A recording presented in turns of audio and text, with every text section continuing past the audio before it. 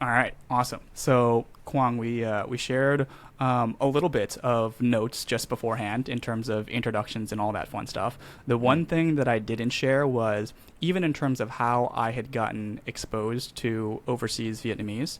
So I am in Seoul, South Korea right now. I've been here for the past month and a half or so. mhm, And before getting here, I was trying to find ways to connect with other English speaking folks as well, just to build a network and a community.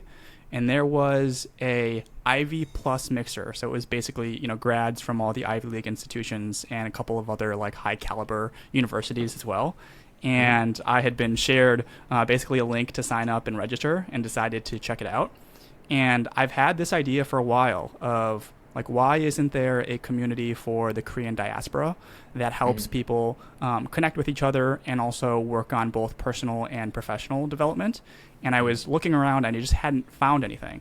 And so every so often I'd be like pitching, hey, if this thing existed, would you be interested in it to mhm, other Koreans that I was conversing with? There was one individual at this Ivy Plus like dinner that I had met, and he was yep, actually working in South Korea for Kupang. I don't remember what his name was, but he had said like, "Hey, I'm actually of Vietnamese descent, and I have been to a couple of these like events hosted by OV." And you should check this guy Quang out because I think he's doing something very similar, but for the Vietnamese diaspora. And up until that point, I hadn't seen any examples of somebody actually doing the thing that I thought was so obvious to build, but maybe not easy. And I would love for you, maybe as a jumping off point for the audience listening, mhm. could you just explain like what overseas Vietnamese is? Also, like when you started it and why you originally decided to start this project. Absolutely. And I do think the person you've met at Kupang might be Adam Nguyen. Mm, He's one of our members who's based in Seoul and working at Kupang and originally American Vietnamese. And for context, I'm German Vietnamese, so son of Vietnamese immigrants, born and raised in Germany. And so there are 5 million overseas Vietnamese worldwide. And so there's this significant diaspora where um, I come from a similar point of view as to, hey, there are so many Vietnamese out there. Um, why does such a community not exist? And so overseas Vietnamese, to really simplify it, it comes from a very similar thinking as you just presented is, I wish this would exist for myself. You know? And so I just took the lead and started it on a very harmless, unintentional day where I was in my mid-20s, growing up in Germany, a small town, and didn't grow up with many other Vietnamese. And so over time, I just became more curious to connect with other Vietnamese worldwide. And so the diaspora is quite isolated across the continents, right? I'm mm, German Vietnamese. I wouldn't have any chance or any ways to connect with the American Vietnamese diaspora or with the Australian or with the one in APAC. Um, and so there was no infrastructure or no system for us to get connected. But my hypothesis was if there would be just a way for more senior or more accomplished or more successful Vietnamese to get in touch with me, probably they would be ready or willing to help me just based on our cultural identity and on that commonality of being Vietnamese. It was also a time where I used LinkedIn more, setting up my profile and started to network a little bit just to find myself a job. And I was right in my master's program where I was about to graduate, and my parents are blue collar working class, and so I wouldn't have any white collar connections or any network based off my family, right? And so operating based on that thinking and hypothesis, I just was looking for existing group on LinkedIn, mm. didn't find any. And then I just started one, and I used the very generic name of Overseas Vietnamese. There was no thinking behind it to later brand it as OV and make it, the modern feel that we have now. And I just used that term, and I think that's a favorable factor of why we grew quite fast organically in the beginning, is Vietnamese are very easy to identify by their names. I think 70% of our people have the last name Nguyen. Mm. And so what I did was just going into all the company profiles, LinkedIn company profiles of top companies across tech, McKinsey, consulting, finance, to just get all the Nguyen's into the community. And so the first few hundred members were just very elite, very accomplished, at least in terms of the conventional branding or measures, Vietnamese that were part of the LinkedIn group. And from there, it grew very organically. And, we've experimented with a lot of things along the way. It's been 5 years. I started this in 2019. And we tried a free Slack community. We opened a Facebook group. We have now a WhatsApp group across the world in many chapters where there's a Vietnamese hub, for example, Los Angeles, San Francisco, New York, London. There are Vietnamese everywhere in most of the developed countries. And now we've arrived at a model where we have the public community, which is around 35,000 members in our LinkedIn groups, Facebook groups, and WhatsApp groups. Very strong community, very powerful community. That's how we started. And I always ran this as a side project, and I always see this as a life project of mine. And just recently we launched this new initiative, which is the OV Fellowship, which is a bit more curated and more focused, just because we received a lot of feedback of members who want deeper relationships, who want more quality connection. And so even if I say 35,000 is maybe a big number, my ultimate goal with this is actually not just going bigger. I don't think putting more people into a room is the answer, but actually making it smaller or at least more relevant for individual members. So what is happening right now is I'm offering to the big community, to those who want those more quality and more relevant and more customized offerings and relationships, to join the private community, which is paid as well. It's managed, it's curated. I'm fully focusing on that. And the idea here is to really give each member the best, most relevant connections and formats that are relevant to them. This could be, matching them with Vietnamese in the same location, matching Vietnamese in the same industry, profession, or even same interest, right? And the interesting thing about our diaspora is many of us left after the Vietnam War, which was 75 or later. And so we're in a very similar generation. A lot of our overseas Vietnamese members are in this Gen Y, Gen Z bucket. And so we all are in a quite similar stage of life and career. And so we have a lot of points to connect, whether that's career, whether that's family life, whether that's, just finding our roots. And these are so many factors that we can connect on. And this is really what I want to capture and package into the community and make this, a very valuable and very relevant community overall. So that's a quick high level super helpful overview. Yeah, super helpful. I do want to dig more into kind of what you've learned in building this over the course of 5 years or so, and also some of the things that you're most excited about or wanting to lean into. But even before that, like from a personal perspective, so you had mentioned that you were born and raised in Germany, and that there is a bit of a Vietnamese diaspora community in Germany. In terms of your relationship to Vietnam and your affiliation with other people of Vietnamese heritage in Germany, was that always a pretty significant part of your life, or is this something that really just started in your early to mid 20s because of deciding to start something like this?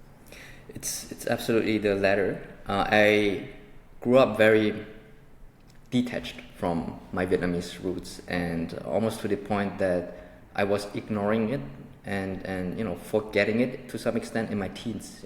And this is a very common progression, or a very common way for overseas Vietnamese to grow up, actually, who were born and raised overseas.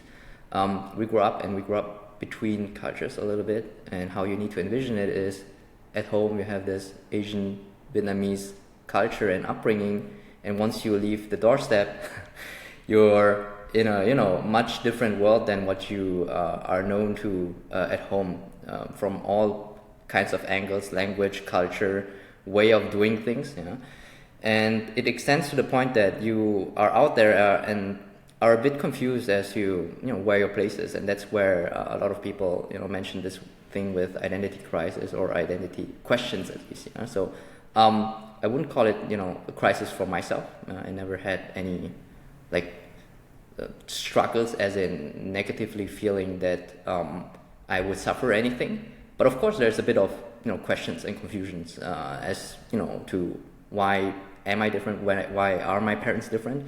And as a child or as a teenager, your chief concern is not, how to embrace yourself. It's more about how can I fit into my peer groups, right? And how, can I get along with everyone, and how can I, establish my position within my social groups. And it's a very confusing time anyway. So it just happens to be that I was having that German culture at school, and after school I would hang out a lot with immigrant groups in Germany. Yeah, so Germany has a very big Turkish population, very big Russian population, and I was an immigrant myself, and so these were the kids that I would hang out, and so I would have different worlds, as I grew up, and that Vietnamese world would, take the backseat a lot, just because the more important worlds in my teenage and in my childhood years would be the more German, the more Western, the more immigrant German groups.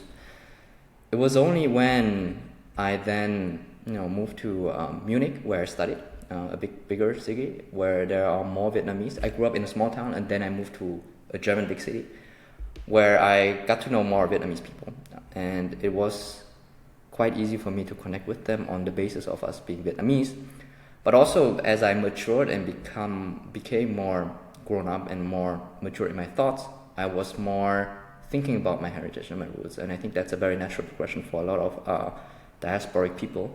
I was starting to travel to Vietnam more often as an adult and as myself as well, whereas in my childhood I was traveling with my parents, which would mean that we would visit family a lot, which would also mean I wouldn't see the country as a tourist or as someone who can really explore things, as I was just with my parents all the time and had all these duties to visit family, which was quite boring. Only when later in my 20s I came to explore Vietnam, which also coincided with Vietnam starting to grow very fast and starting to change very fast. So these were two of the things that actually coincided, us overseas Vietnamese becoming more interested in exploring our roots, while Vietnam was, gaining more mainstream attention as well, and the economy was booming, and it was sort of going through this phase of reinventing itself all the time, and still is, right?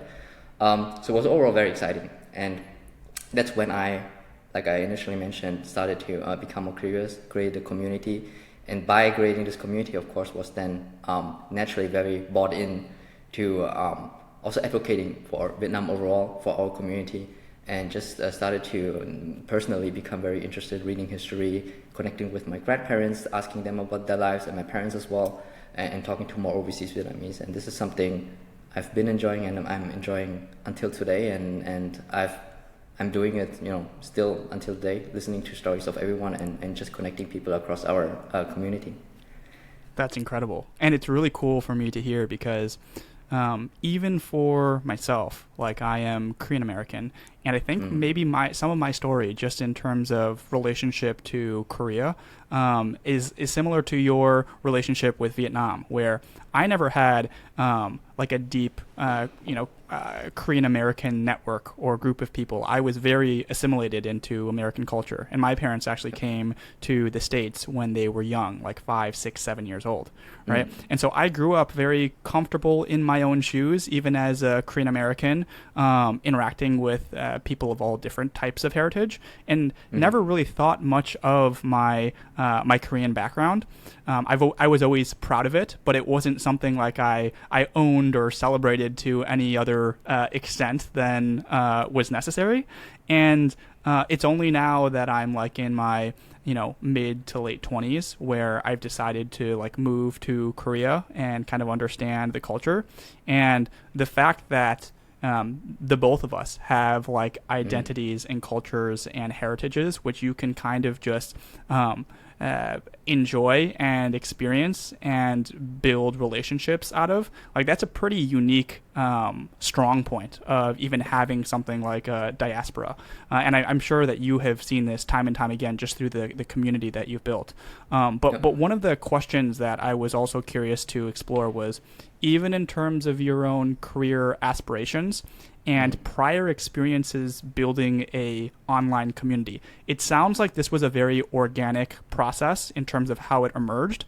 I've spoken to other people within, let's say, the entrepreneurship kind of founder ecosystem that are really kind of gung-ho about communities and the potential that they have.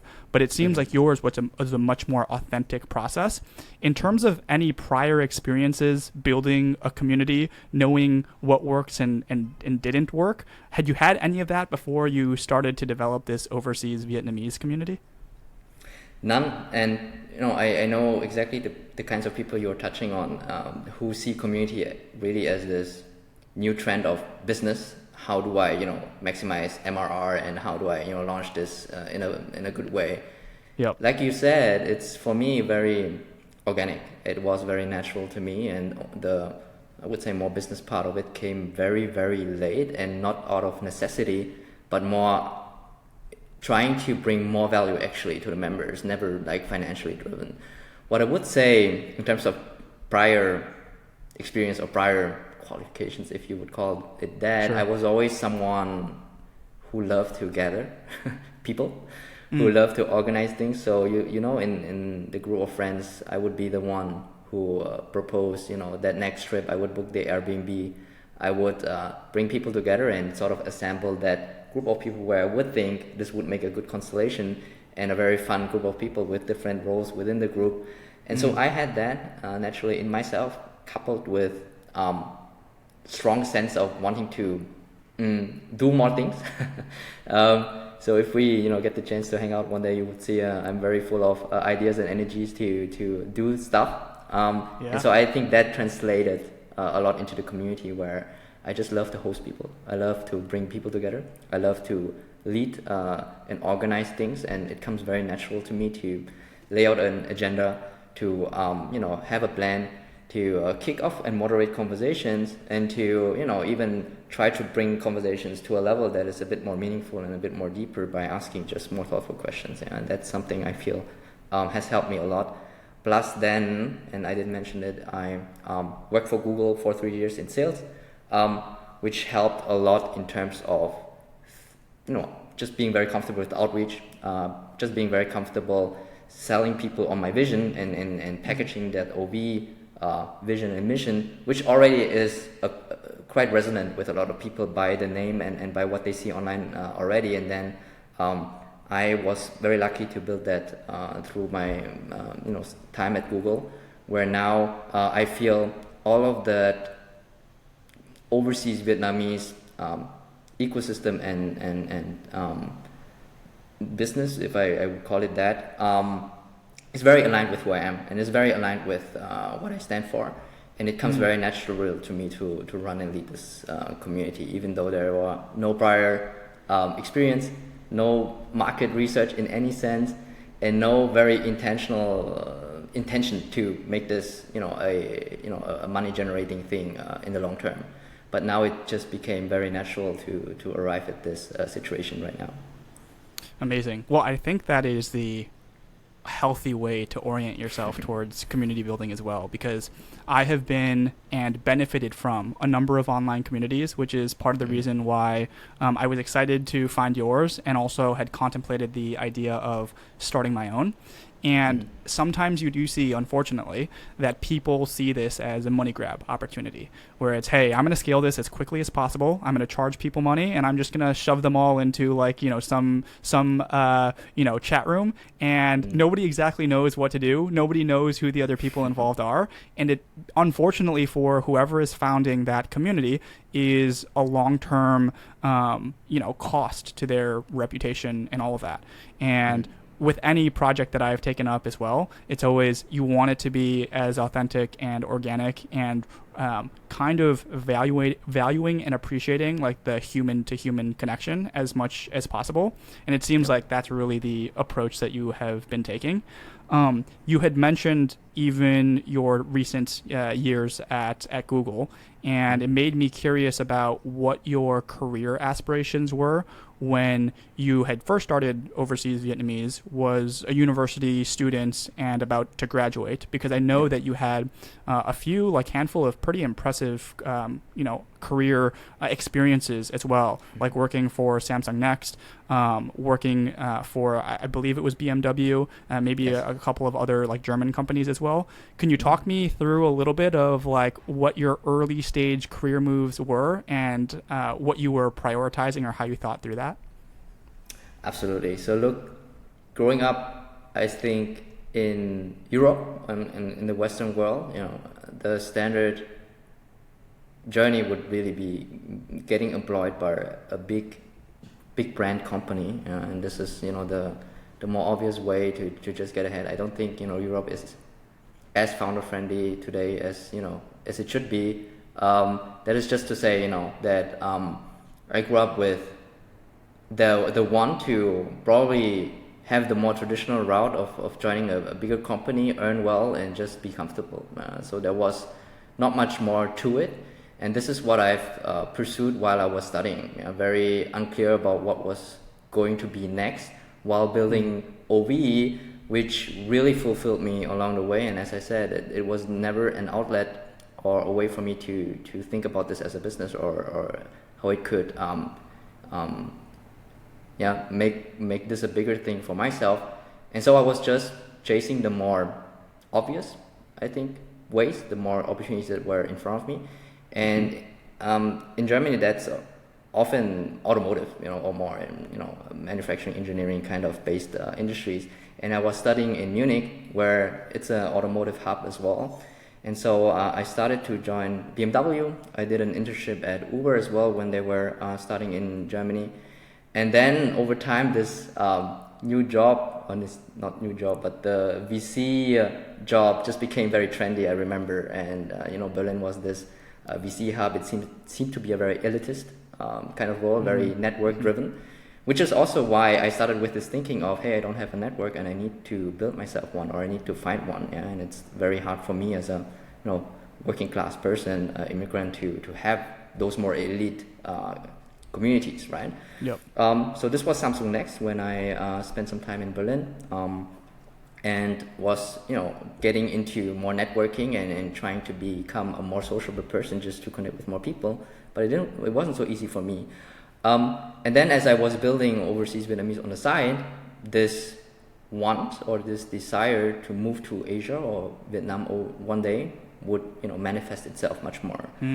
And a lot of our members, or a lot of Overseas Vietnamese, have this romanticized wish or idea of wanting to be in Vietnam one day. Yeah, I was the same. One chapter I want to spend in Vietnam, but this want is often quite or undetermined. Yeah, it's very uncertain. Some days somehow I will make it. I don't know how and when.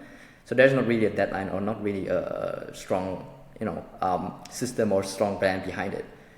It was only then when I was graduating and spoke to more people, and I had more visibility into what actually the more early movers of Overseas Vietnamese back in Vietnam were doing. And I saw a few success stories which super inspired me, which then led to me become so determined to go to Vietnam as well. Yeah, I was graduating from my master's in Germany, and I was thinking about, okay, what next steps? I want to go to Vietnam. And then I was looking for jobs in Vietnam, and I didn't find any visibly attractive ones in terms of salary, in terms of opportunities. I didn't know the company names and brands, which then led to me deciding, okay, let's do Singapore for a while. It's right next to Vietnam. It's a developed country. It's very structured. It's very clear to me that a lot of international companies are there, and I could both build my career in a more conventional sense, but also be very close to Vietnam. And what then became my target was really joining one of the big techs, and within their Vietnam teams, because they would be based out of Singapore. So I would work in the Vietnam market, earn Singapore salary, be based in Singapore, and would have that opportunity to be in Vietnam a lot. I then networked myself basically into Google Vietnam. It was a time where I was very lucky as well, I would say, because my Vietnamese proficiency wasn't that good. But the role would be 100% in Vietnamese. Yeah? I didn't really learn reading and writing Vietnamese as I grew up. But at that time, Google was just growing and expanding very fast into Vietnam. It was, COVID. Everyone was online. Ads business was going through the roof, and so they were quite open to receive good people. And through the OV network, I was quite lucky to be able to get interviews. Even though I didn't speak Vietnamese so well, I didn't have too much work experience, and I didn't have a Singapore work visa. Right, 3 factors that actually would be very disadvantageous for me. I somehow through the OV network got into touch with the right people, which who then gave me the shot, and I could interview, and I got in. I planned to be at Google for 2 years. Before moving to Vietnam. It became 3 just because it was very nice. And I grew into Singapore as well, which is also to say, Singapore is a great place as well, and I really fell in love with the country and how it worked. But then at some point, Vietnam kept calling, I would say, and this dream of mine to spend time in Vietnam, I could again postpone it indefinitely because Singapore was very comfortable, Google was very comfortable. But I think there would never be, the perfect time, at least not mentally, where you would think, okay, now it's a good time to go. And I said, okay, I will need to force myself to make that move. I, have a wife who I just married, and we don't have kids yet. And I said, okay, 3 years at Google, it's time to to make the move, to bet it on myself. I have been building the community for a while on the side, and the next move would be just a very strategically planned out first launch to see how the membership or how the members respond. I launched that very fast. We were, getting members and a long wait list from day one, and this just saw a lot of traction from the beginning, and I then made the decision to move, and this is where I'm at right now, and quite early still in the journey, but a lot of exciting things in the pipeline and a lot of ideas floating in my mind to build this out. So that's a brief overview of how I'm here now today talking to you. That's super helpful, and it sounds like a handful of very big life changes in maybe the last couple of months. So one, congratulations on recently getting married. Thank you. And also congratulations on making the move. So how long has it been since you have been in Vietnam, I guess as your primary residence? I'm talking to you now in my second week of being in Ho Chi Minh City. So it's very fresh. I'm meeting so many people, so I barely get the time to actually realize I'm physically here. Because I'm in conversations all the time. But slowly, it comes to me that I'm actually here. I have a wonderful view of Vietnam. I chose an apartment where I would see. I have a clear view of Vietnam, of Ho Chi Minh City, and I'm very fresh off the boat, and it's just the beginning, and I'm here to stay.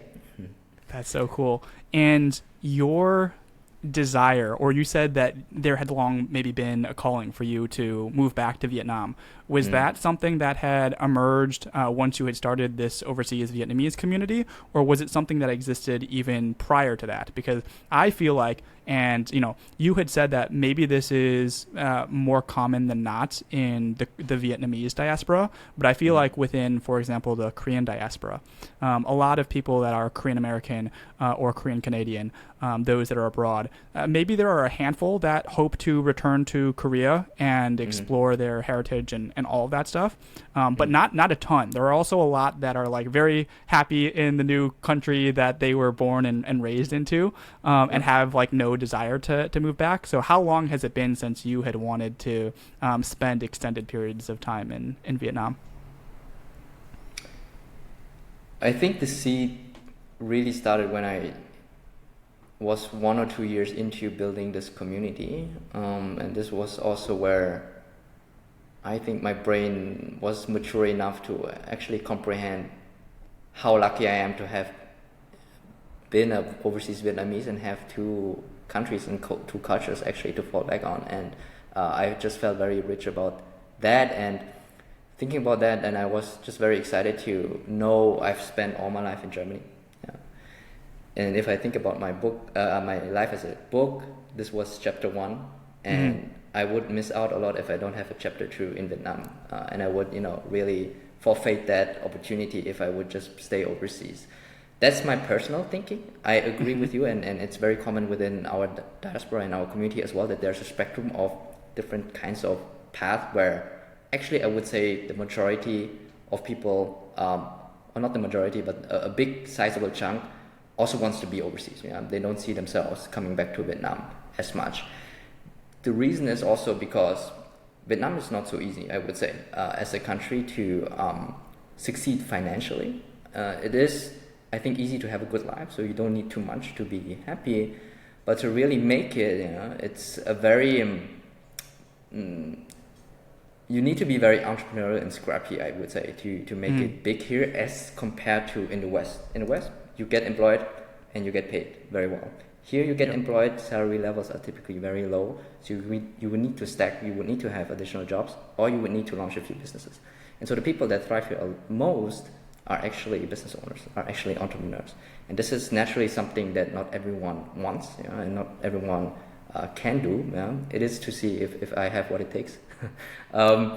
But there's of course this spectrum, and I was just very determined to find out for myself, you know, if this is something I'm capable of. I have built a bit of a foundation with the community. I have a strong network.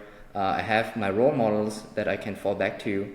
Let's see for myself. So it came, I would say, in my mid-20s, late 20s. I then joined Google Vietnam, and that's where I had much more insight into the market. And you know, I just feel very lucky that I'm Vietnamese as well. It's a country that is just inherently so exciting right now. There's a lot of foreign and outside interest into investing in Vietnam as well. And I happen to be in this generation where Vietnam starts to be on the edge of becoming a developed country and perhaps even breaking through into a high-tech society. I'm here to observe it live in the middle of things. And that alone is already, you know, a very big reason for me to be here, even if it financially doesn't pan out. I was, you know, lucky enough to be here and be part and experience this. So that was reason enough already. Amazing. One of the common and unfortunate things about when I was at Stanford that I would see was oftentimes what you had was a sort of brain drain dynamic where people from, you know, third world countries, from Nigeria, from Ethiopia, I had some, you know, roommates and close friends who were from you know, countries all over the world. They get to the U.S., they taste a bit of like what the American dream, if you will, and then they see so much opportunity coming out of Stanford. And for them to go back to their home country and to invest back into it from a personal, individualistic standpoint, it just doesn't make any economic sense for them to do that.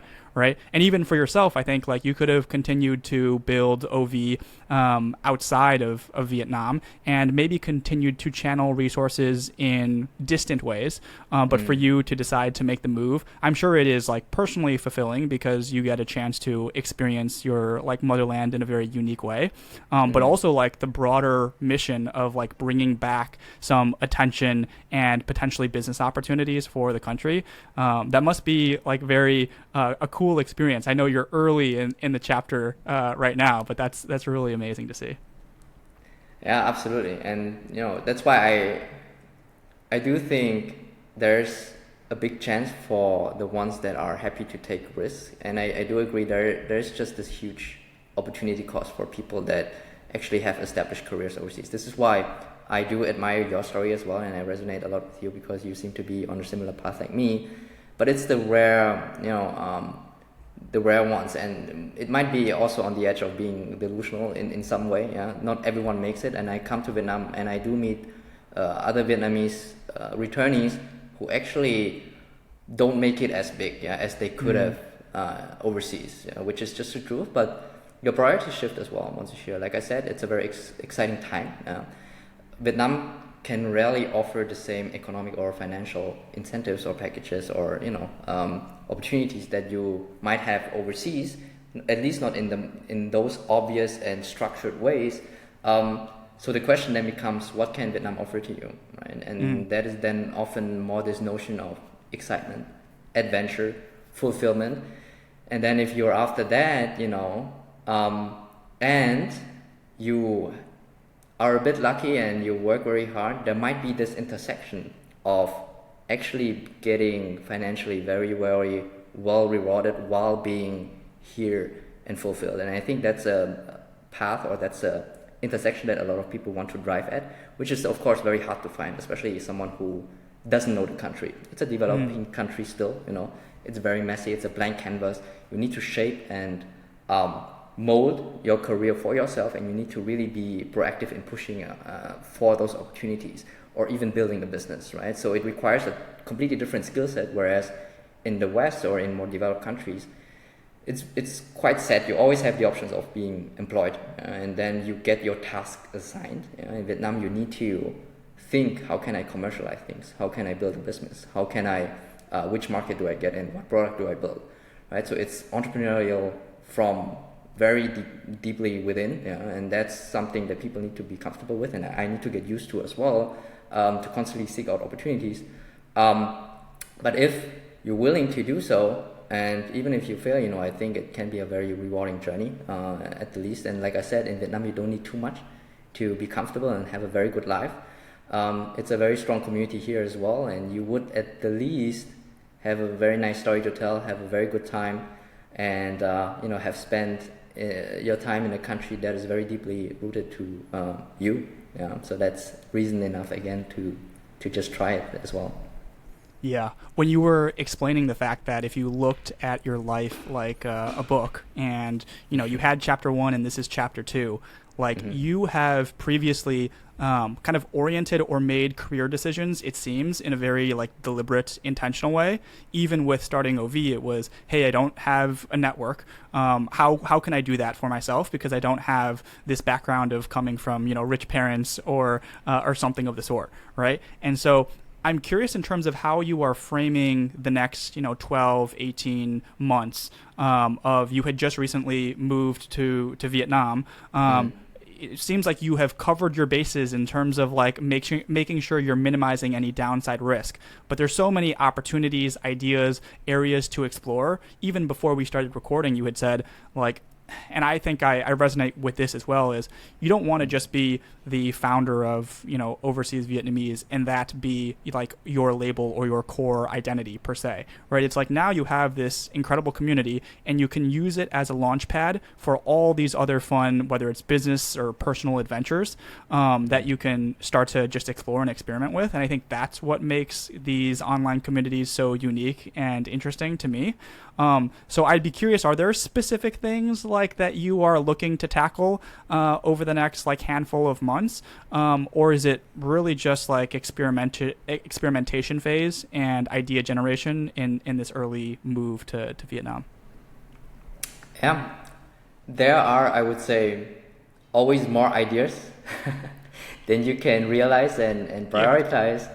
And it's really the question of what are the most rewarding, the most potential, and the best ones to pursue. And so I'm in the situation where I came here and I've been in touch with a lot of people who have been building business in Vietnam for a long time, and a lot of them want to collaborate, a lot of them want to support, which is also the power of Ho Chi Minh City, that everyone is very supportive, at least in the entrepreneurial community, where I'm in the situation now of having to think, actually, what is it long-term that I want?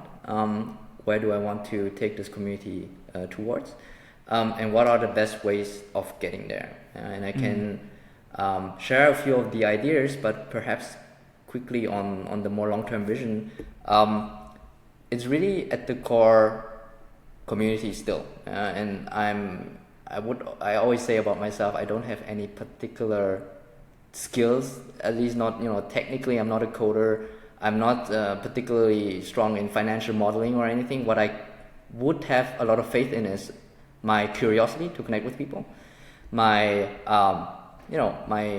can talk, I can sell a little bit, and I love to be with people. And so for me, it's a lot about intentionally designing my life around my strength and around my passion, which I'm very fortunate about, that I have the Overseas Vietnamese community that is, I would work on this and do this regardless of any financial incentive. This is something that is so fully my hobby and fully my passion.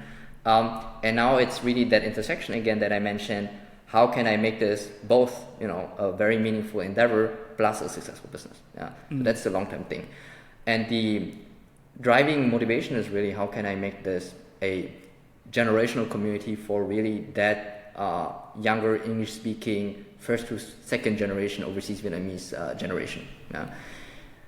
The long-term plan here is also to make the community or design the community in a way that for any Vietnamese around the world, yeah, overseas Vietnamese, there is a community experience that is super tailored and super customized to that very person. Whether you want to get ahead in your work, in your job, whether you want to break into an industry, whether you want to come back to Vietnam, whether you want to go the entrepreneurial route, overseas Vietnamese is always there to supply you with the network, with the connections, with the perhaps content and resources, and perhaps even capital to help you with your respective journey. And you see, I list out a lot of things that are a bit high level, but those could be all individual businesses or things that we could offer. And I'm already hinting at those, in which direction we could go with OV. And if I name them more explicitly, it would be, you know, help people to get recruited. A lot of Vietnamese businesses reach out to me. They want to tap into the OV pool, and we do feel we're uniquely positioned to give them that access. So going more B2B, some way to incubate businesses. You know, the people we talked about who have, you know, strong careers overseas, but are actually willing to forfeit, you know, that and come back to Vietnam to actually bring impact. They don't know where to start, how to start. How can we equip and supply them with the network, with the capital, with the knowledge for them to start something in Vietnam, and then ultimately, of course, contributing to the country and the innovativeness and the growth here, right? And then lastly, and this is more on, you know, the business side of things, we can, you know, always go towards sponsorships. We can always build out more media. I'm trying to build a bit of a personal brand, to have that founder brand as well, to also be able to, you know, have a strong network myself so that I can help my members with my own network as well. And you see, if I list them individually, they sound like separate businesses, but they are very synergetic.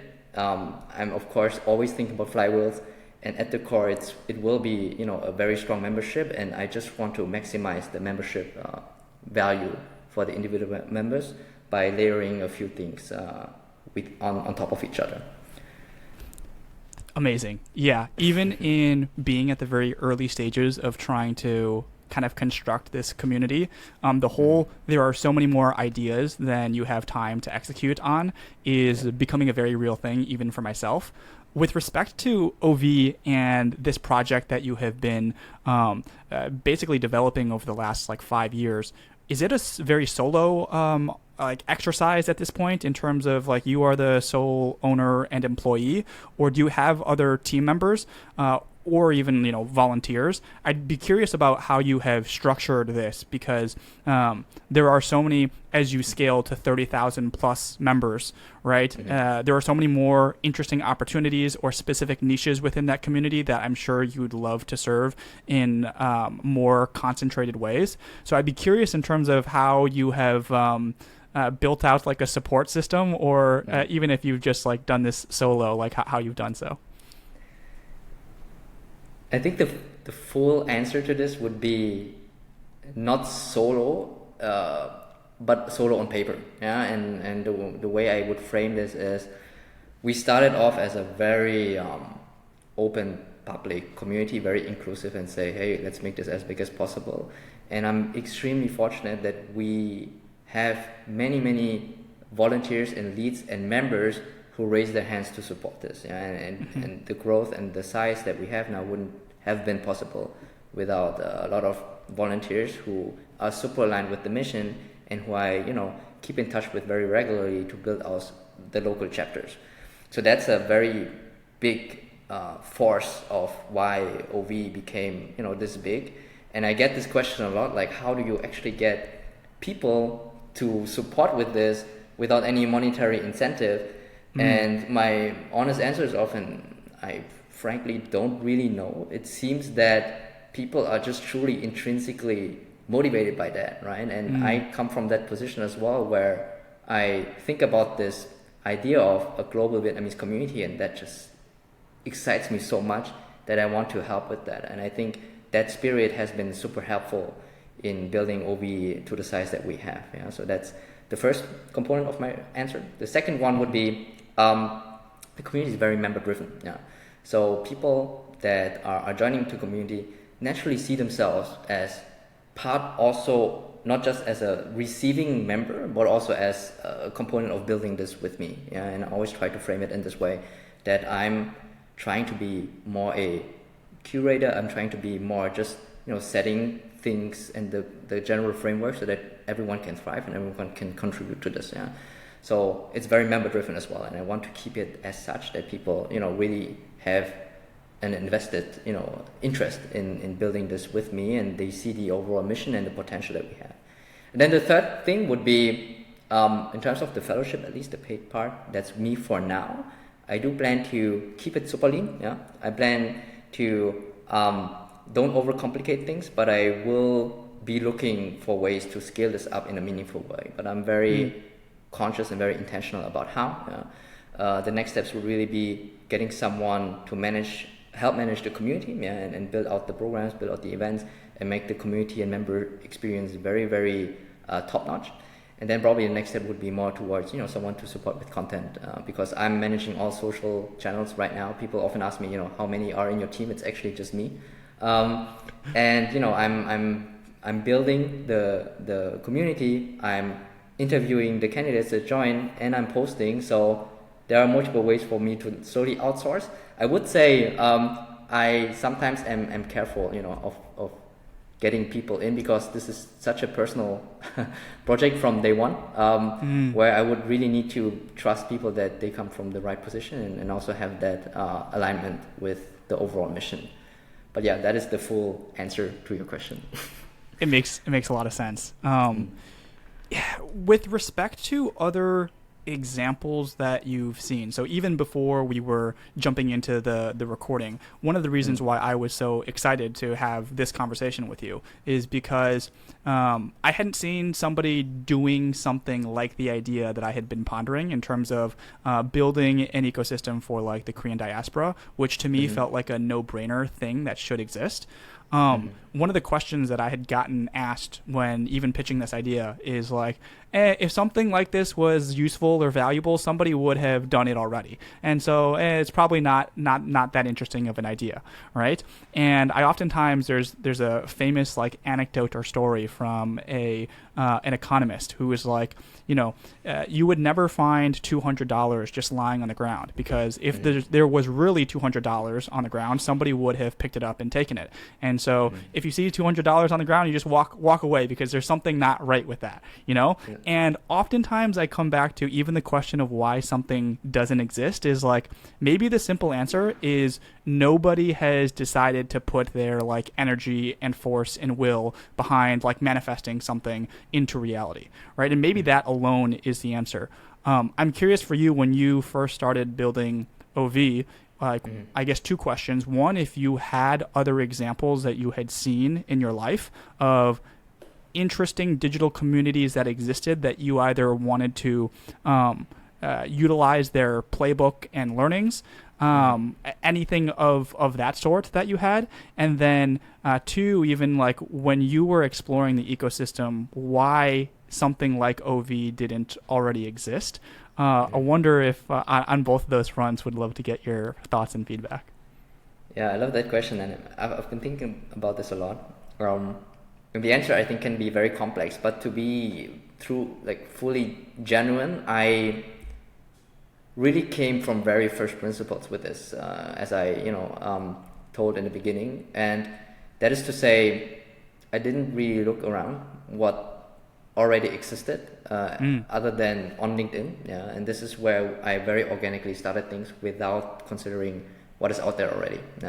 I did very light search, but until today, I still receive messages from people that are saying to me, I've tried this before, or I know this organization that is trying this as well. I've seen something like this in the US, but I've always not ignored, but I've always been very focused on just building OV in a such almost narrow way that I really almost didn't realize that other things have been trying to be in the making.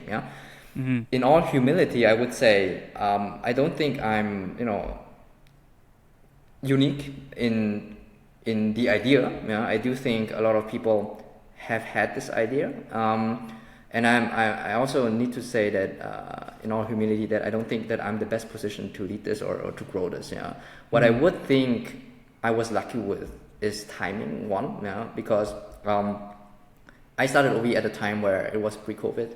Everyone was online. It was very easy to get people to get attention to OV. Yeah. This is one thing. I think a lot of people tried this in the early 2010s, especially in the US. That's what I heard.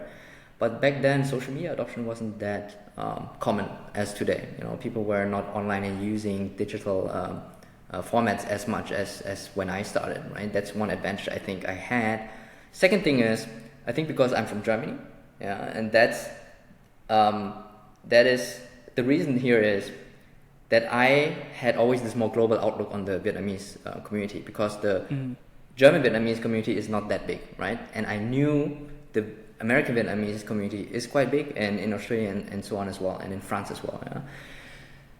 Whereas someone in the US, perhaps because the country is so big already, and they are perhaps an orange county where there are so many Vietnamese, for them that ecosystem is already the big Vietnamese diaspora in itself, which is also true. It's the biggest hub outside of Vietnam for Vietnamese, right? And so a lot of the communities or a lot of the associations were mostly focused more locally on the US, which is already very sizable. Whereas compared to the US, maybe the European Vietnamese community wouldn't be that big, and so that would perhaps be ignored by the more American community builders, which is what I've seen. So they don't have that perhaps incentive to make this a global thing, which is already also more difficult to pursue because you now have to go cross borders, you now have to build this more digitally first, which would seem a bit more complicated, right? And so I think these two factors sort of helped me. I think the idea of what existed in a lot of people, right? And so this is to say that I think I was a bit more lucky. I was a bit more persistent, and I tried, perhaps a few things in a different way that have led to this. And again, I've always had a full-time job. I always had other career aspirations, so that I never had the urgency to scale this in a specific way or anything. So that it could be just, a very long-term play where I just set up this group and it grew very organically from there, and a lot of people invited their friends and their connections, and from there it just compounded. Yeah. One of the interesting people that I had the pleasure of interviewing on this podcast a little while back was Eric Jorgensen, and he had helped Naval Ravikant publish the Almanac of Naval, and also helped Balaji Srinivasan publish the Anthology of Balaji. And I had read both books and really enjoyed them. Me too. And kind of because of being exposed to some of their ideas, Balaji is the author of The Network State. And I know that you had attended the Network State conference recently. One, I was going to ask you a little bit about that experience, any interesting observations or learnings. And also, like, Balaji, I've just started reading his book as I've become more interested, even intellectually, in what digital ecosystems kind of unlock for society in general. And one of the interesting ideas that he was talking as it relates to startup societies of primarily digital first communities is that you can get incredible distribution and just even awareness about the community from a digital landscape first, but there's a crucial second piece, which is figuring out the in-person dynamic, because it's not a real community unless people actually have touch points. And even still today, despite the fact that we live in a very digital age, people crave in-person connections. And I know that you had in recent years, started kind of hosting a conference in Vietnam, and so I'm curious about the motivations and the successes and challenges around doing that as well. So a lot there, but would love to get your thoughts on kind of that commentary. Yeah, a lot there. Maybe quickly on the first piece of the conference.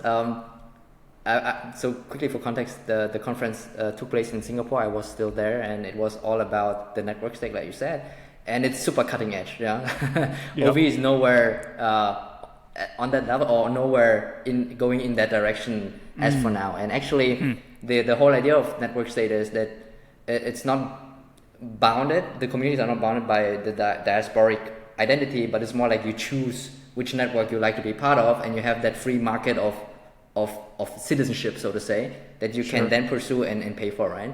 So OV is actually the opposite, but it was super interesting to just see where this could go, and overall how countries and even societies and communities could be shaped in the long run. That is on that. I don't have much more to say to that. The second piece about the summit and conference, which will be in January in Ho Chi Minh City, a lot of the thinking behind this is, and maybe this does relate to the network state, is we are a diaspora, and so there's no real physical entity or capital where we would gather, and I would sort of love to not define but choose Ho Chi Minh City as one hub to be the central hub for us. And the reason is it's the biggest city in Vietnam. It's the growing hub of Vietnam, and most, if not, most Vietnamese will eventually travel and return back to Ho Chi Minh all the time. It's the international airport. It's the hub. It's very international. And so this is just the perfect place, as opposed to New York or London or Paris, to host an annual summit. And that's the thinking where, like you said, we should have in-person elements. That's where the deeper real connection happen. And the conference is really sold publicly in a way that we have good speakers, we have good content. It's gonna be a lot of program. But what really matters to me, I think, as a community builder, is to enable that serendipity and to really have people coming from all parts of the world. Again, similar generation, similar age group, similar upbringing, very different cultures. We have people from US, Canada, Russia, Korea, Germany coming, and all into one place. And it always happens that the conversations just become very, very magical, because these are total strangers. But in the end, everyone is at the core Vietnamese. And that's just a very special feeling, very hard to put into words, but it feels very warm and very new and curious at the same time. Yeah? And so these conversations, I actually, in the last summit, I didn't spend much time before the stage and watching the content, because I was so embedded into all the conversations I had with so many people. And I listened to all these stories, right? And that's really, for me, the personal goal of the summit. Just put a lot of overseas Vietnamese into one room, give them a few options to enjoy content and formats and programming. But what I really optimize for is the depth of conversations, that people meet each other that wouldn't meet each other otherwise, and for them to build connections that are long-lasting and deep, and that they have meaningful conversations about their Vietnamese heritage, identity, their careers, and how they find ways to support each other. So that is a very aspirational way to package the summit, but it's really what it's about for me. Amazing. I have only been even using social media actively over the past couple of years. And before that, I thought that for the most part, it was a distraction. And I do think for myself, and even for a lot of other people, that social media can be a big distraction and time sink. But at the same time, it also can do some amazing things as well. And one of the things that I had been trying to get into the practice of is, if I ever started exchanging communications on a repeated basis with whether it was somebody on Twitter or LinkedIn or any social media platform, and they seem to have an interesting background and just a curious mind, to just jump on a quick 30-minute call with them, and you really get a sense for who they are once you have had a conversation with them and can kind of see them in motion. And the in-person dynamic is that to the next level. But even in terms of my overall relationship with social media, it has amplified it a ton, in terms of now when I see that person post or when I see that person commenting, I really have a frame of reference of who that person is, rather than just him as 20 characters in his bio or just a quick snippet of his profile picture. That human element is such a powerful thing when it comes to community building, and is something that I've been thinking a lot about as well. The other dimension of OV that I wanted to ask you about was you had talked a little bit about how it's really cool that you were able to scale this to like many thousands of members at this point, but you also want to focus on investing time to serve specific niches or individuals within the community. As it relates to the fellowship program for OV, my understanding is that there are a few hundred individuals as part of that like fellowship program. Can you speak a little bit about the origins of the fellowship program, like who it's for and kind of what that entails as well? Absolutely. We are 350 members right now, and we started on the 1st of July. This is 3 months before this conversation, and I launched this to the wider community, with that framing of, hey, we launched this new private community. If you want a bit more deeper connection, a bit more focused networking, and a bit more curation, this is for you. I don't force anyone to come into this. I really want to make sure this is a good fit, and I really want to introduce this barrier as well of paid, which is for me more a psychological barrier to really see who's more serious about this, and who's more committed to this, to really get those users in, that are really, really engaged and really, really wanting to get more out of the community. So that was the initial launch. We had a long list of applications from the beginning, just because we, I think, also have the reach already within the LinkedIn group, which is 35,000 right now. And we onboarded 150 members from the 1st of July. And wow. I chose that number, or I chose that amount of people to just see how it feels, because for me it was very important to balance the quality of the relationships and the conversations with a sizable enough size of the network to make it valuable, right? You have the network effect. The more people from various industries and seniority levels you have, the more valuable, of course, because you have more expertise and more breadth of knowledge. But that would come at the cost of, community maybe feeling anonymous, maybe feeling, you come into another big Facebook group where you are no one and everyone has anonymous profile photo or something. I wanted, every member to know each other by name. We have a very extensive introduction channel, and I'll make sure that everyone is introducing themselves so that people really know who they are with. In the future, we will batch the incoming members as well. And I really want to optimize really for that. And it's a very qualitative thing to optimize for. The relationship depth, or the feeling of this being something gated and something for us and for the members. But from there we just grew almost 10 to 20 members per week, just because it felt right to slowly get people in, introduce them to their existing dinner party and say, hey, these are our new members, and just grow from there. So now we're 350. I do see this as potentially being a multi-thousand community. But that is to say that it's still most important for the individual member to feel connected. And that's why the long-term play with this is really to more decentralize and to more customize to each individual member. So there will be community sub-channels, because we use Slack, for people in the same industry, same location, same interest. We have a lot of young parents. We put them into one group. We have a lot of people passionate about food. We put them into one group, so that everyone can just find their tribe and find their community. And over time, it might feel even more intimate, even though the network scales more from a more holistic view.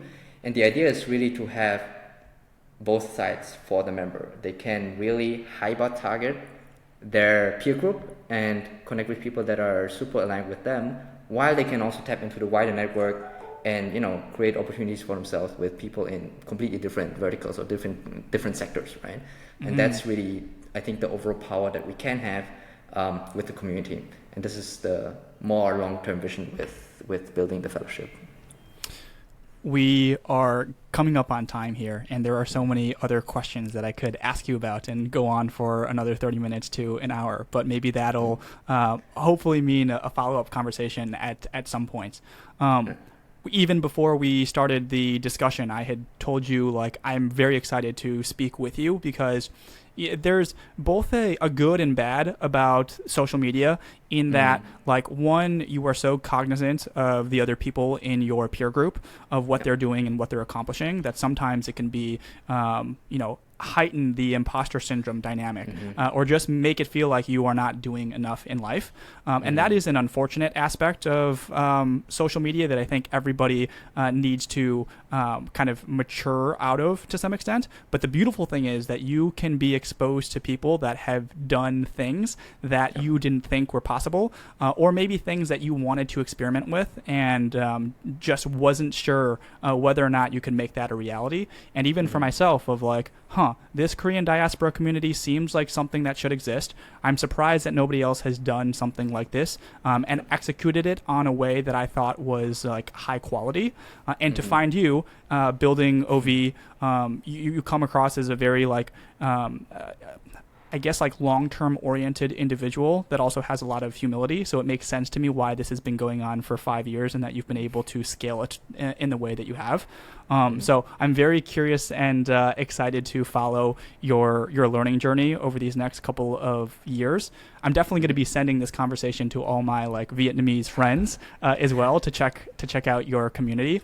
But in terms of people who are interested in learning a little bit more about OV, potentially applying to the fellowship program, what is the best place to send them to?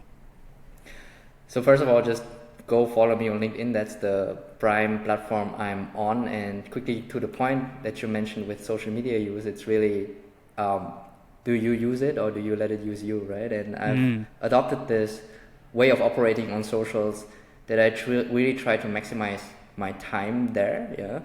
I never want to find myself scrolling and lurking on social media, the all of the noise. I really want to optimize my feed for high signal. And when I engage with people, I try to be extremely warm, extremely relevant. I comment in a way that is customized to what they mention. And when I message people, I try to make it very relevant. And the time I spend online networking, which I do a lot, I try to make it valuable for me. And social media has been extremely valuable for me, LinkedIn in particular, and you really need to make the shift from consumer to creator or producer, which then makes social media such a weapon and such a, even a business and lifestyle for yourself, which is the case for me, right? So find me on LinkedIn. I'm posting a lot. Hope that won't annoy anyone there. I try to make it as interesting as possible. And other than that, we have a website. Go to overseasvietnamese.com. You'll find more information on the fellowship there. We host a small podcast as well where I interview other Vietnamese. And we have a few exciting things in the pipeline, like the annual Overseas Vietnamese Summit in Ho Chi Minh City, which I'm warmly inviting you to join, and other very interesting things to be in the pipeline for the future. Amazing.